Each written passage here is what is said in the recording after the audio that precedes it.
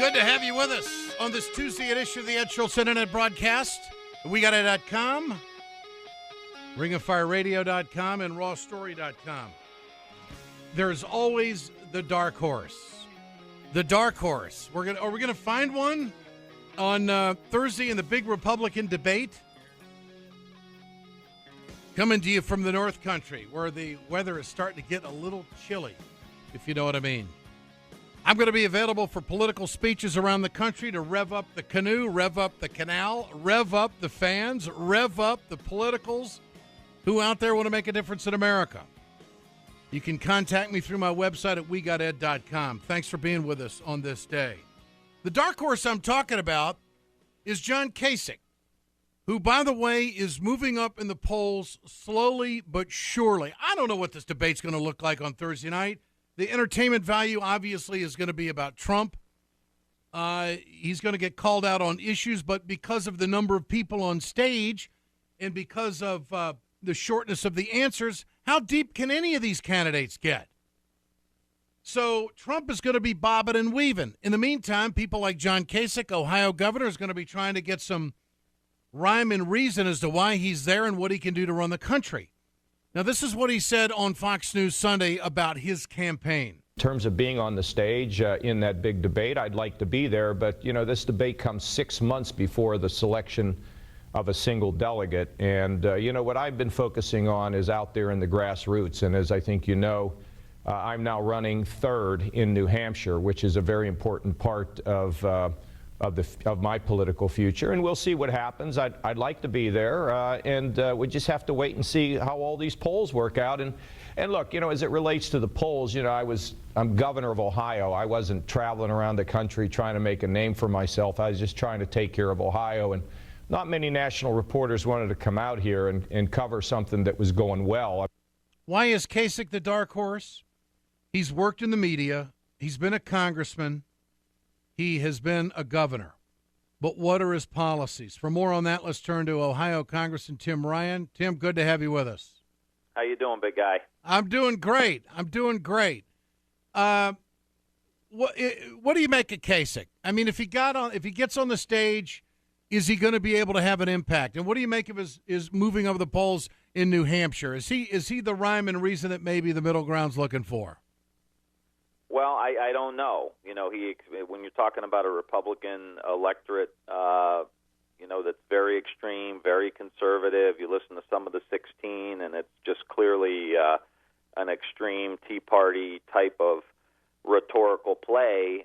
He expanded Medicaid, so how's that going to play in a Republican primary? I'm not quite sure. He alienated the police and the fire organizations here in Ohio because he took them on and tried to destroy their ability to collectively bargain. He's disinvested in Ohio. I mean, a lot of times you look in communities now, you know, the roads, the bridges, the, you know, local government funds have been totally decimated because of his policies. And worst all, I think, is that he's just been wrong on a lot of major issues for Ohio voters, Ed, and I think for national voters. I give the guy a little credit. On Fox News Sunday, he said expanding Medicaid saves money and, quote, morally helps people have a great life or a better life.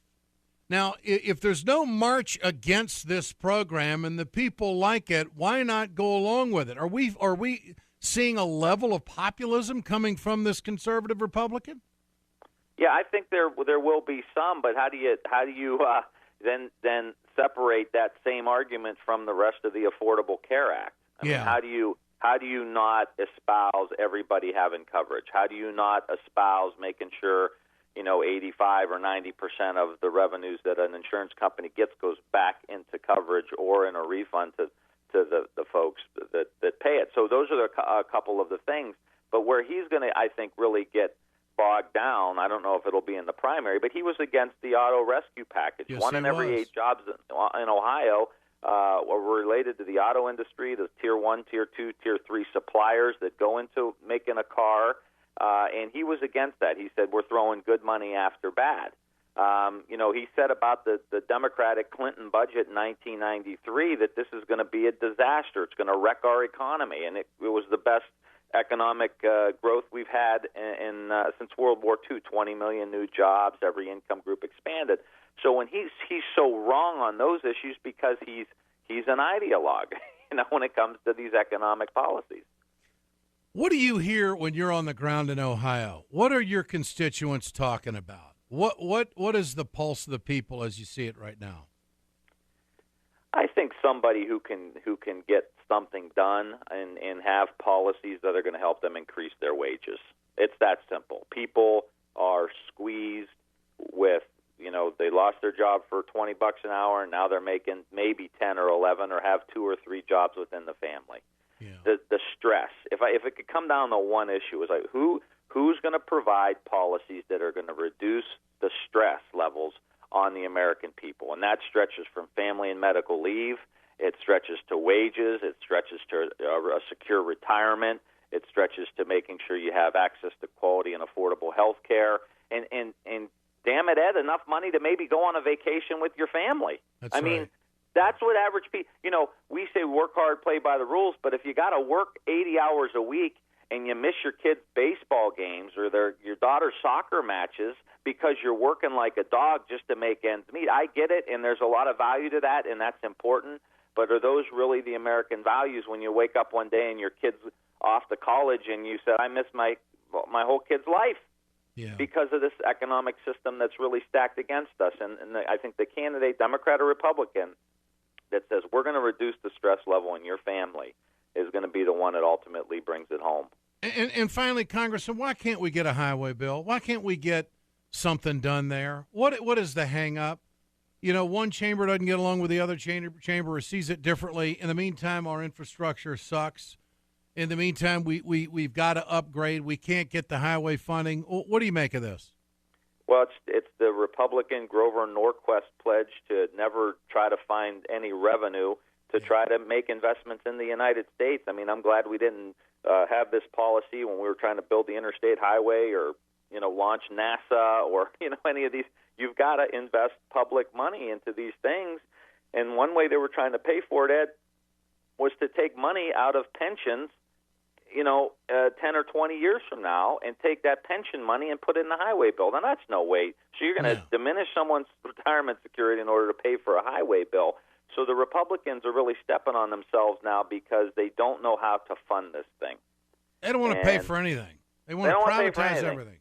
They want to privatize it. They don't want to pay for it, and they're living in this narrative, which I'm sure we'll see at the debate this week, where, no one's ever asked to make a sacrifice.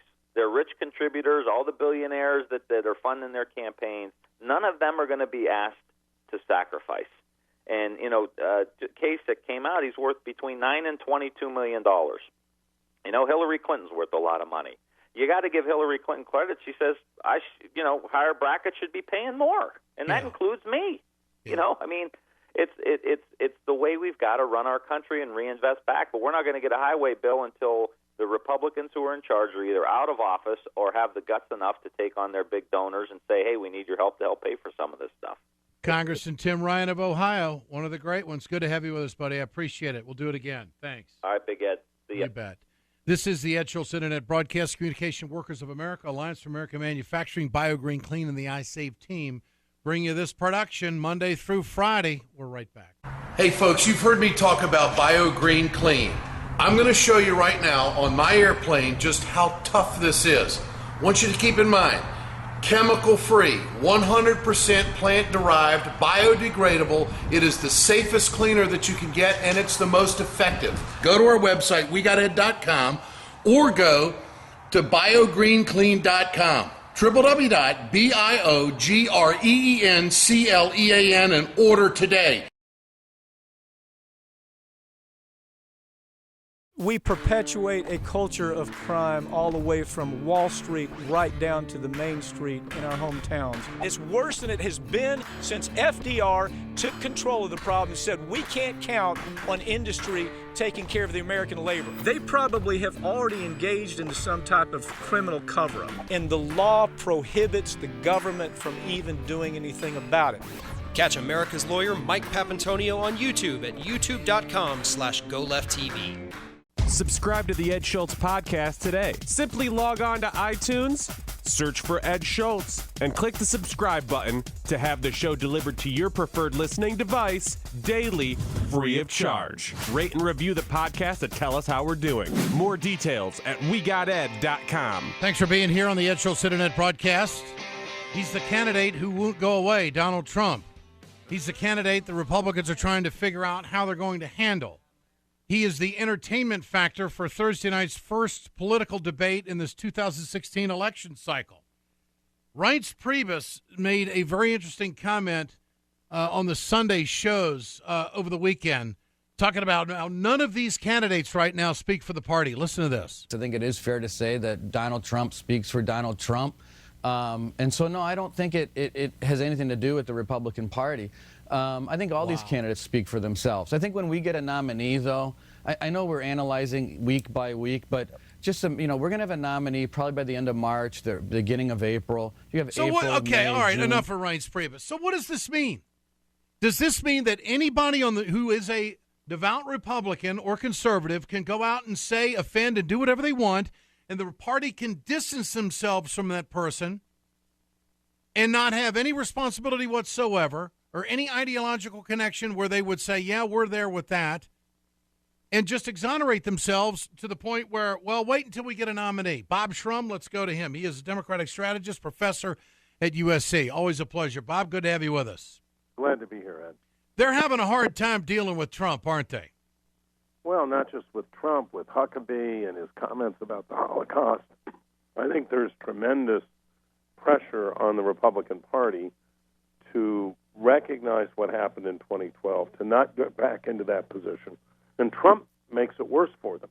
I mean, he drives them further off the center line than they were in 2012.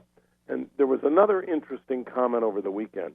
Haley Barbour, the former governor, Republican governor of Mississippi, said that Trump has to come out and say he won't run as a third-party candidate, or that will disqualify him from the Republican nomination.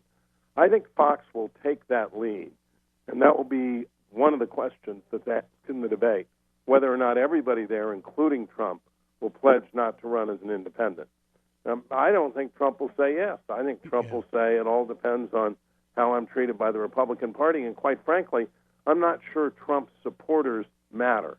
But on the larger point, or care about this, but on the larger point you're making, I don't have any doubt that Reince Priebus and a lot of the strategists are sitting around at the Republican National Committee and saying, we wish some of these people would just shut up. Yeah. Here's Priebus again talking about an independent run. If you're going to run for the nomination of our private organization, which is the Republican Party, that it only makes sense that you would, number one, agree that a Republican would be better than a Democrat running on the other side, and that you wouldn't run as a third party, because I think a third party, at least a serious one, on either side of the aisle would be a death wish to both parties. So what happened to the free market? What happened to the free world of freewheeling ideas? What if someone in the Republican Party has different ideas to the point where they think it plays with the people and when they want to run as an independent? They're trying to box these guys in, Bob Shrum. Well, I guess he never heard of Theodore Roosevelt, who in 1912 ran for the Republican nomination, was manipulated out of it by a lot of shenanigans at the convention, and started the Bull Moose Party, where he proposed national health insurance and a progressive income tax. I just think this is all political maneuvering. It's coming from Priebus, it's coming from Haley Barbour, and it's a big signal to Fox. It's a big neon sign that says, please ask this question in the first debate. Yeah. I think the question will get asked. But as I said earlier, I don't think Trump's supporters care that much about it.